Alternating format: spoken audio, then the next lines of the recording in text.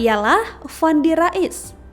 Fandi merupakan sosok pelukis otodidak meskipun terlahir dari ayah yang juga merupakan seorang pelukis. Fandi mulai melukis sejak usia 11 tahun dan hingga kini masih ia geluti.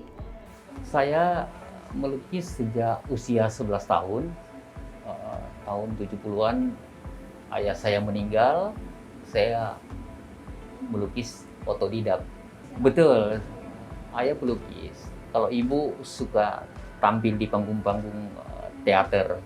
Pelukis berambut gondrong itu dikenal dengan karya lukisan bergenre realis. Ia pun kerap kali mempromosikan keindahan alam Gorontalo melalui lukisannya. Dirinya acap kali melukis on the spot di lokasi yang ia sukai ketika waktu senggang. Uniknya, dari semua karya yang ia hasilkan, hanya lukisan ayam baginya yang paling berkesan. Bukan tanpa alasan, lukisan tersebut lolos seleksi untuk dipamerkan di tingkat internasional di Bali.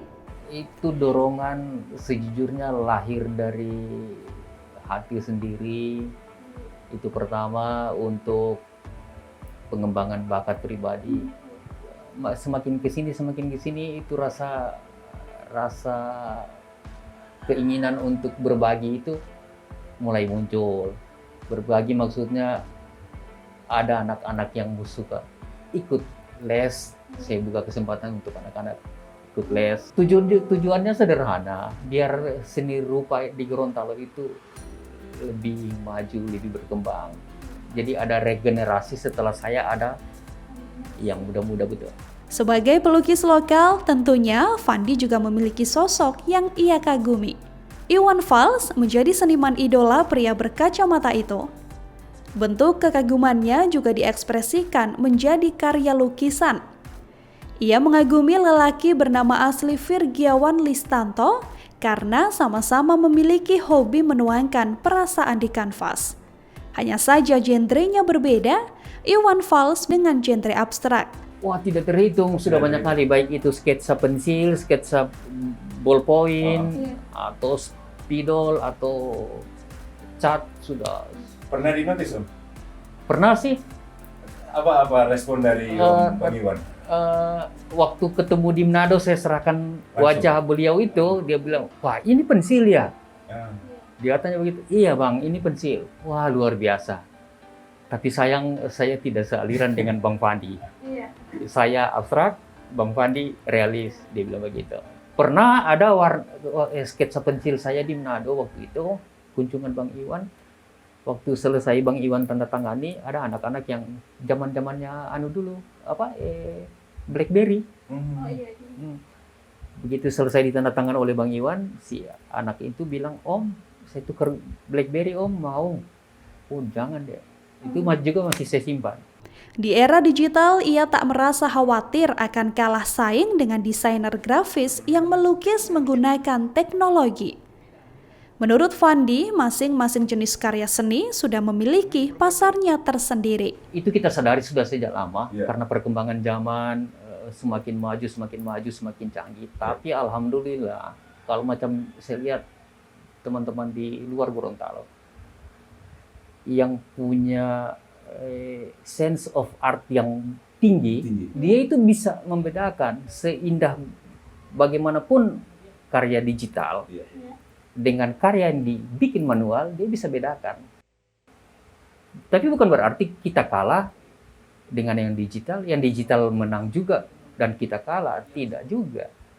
Tidak. Karena dia sudah punya pasar sendiri, punya penggemar, punya fans sendiri. Karya yang digital dan karya yang manual itu. Berarti ini bukan soal kalah dan menang, Om, ya? Bukan. Lebih ke soal rasa. Betul. Setuju saya, lebih ke soal rasa. Dalam perjalanan karirnya sebagai pelukis, Fandi pernah menjadi moderator pada sosialisasi eksistensi Galeri Nasional tahun 2016. Selain itu, ia juga pernah melakukan pameran tunggal dan juga pameran grup. Meski tergolong seniman yang cukup sukses, Fandi mengaku bahwa apresiasi dari pemerintah terhadap seniman lokal masih sangat kurang. Ia pun berharap pemerintah Provinsi Gorontalo memberikan ruang khusus yang menyediakan sanggar atau studio untuk berlatih. Tujuannya untuk mendukung eksistensi Provinsi Gorontalo ketika bersaing dengan daerah lain di bidang seni. Fandi pun tak lupa berpesan bagi penerus seniman Gorontalo agar terus mendalami bakatnya. Selama ini kita menciptakan ruang sendiri, karena kalau kita berharap ke salah satu lembaga itu setengah mati. Begitu juga ketika kita mau pameran, berharap sponsorship itu susah. Karena cenderung di sini perusahaan-perusahaan itu cenderung ke musik dan olahraga. Seni rupa itu, tarian atau teater itu masih sangat jauh dari pemikiran para sponsorship. Sedihnya di situ. Jadi kita coba membangun dan menciptakan ruang sendiri untuk seni rupa itu.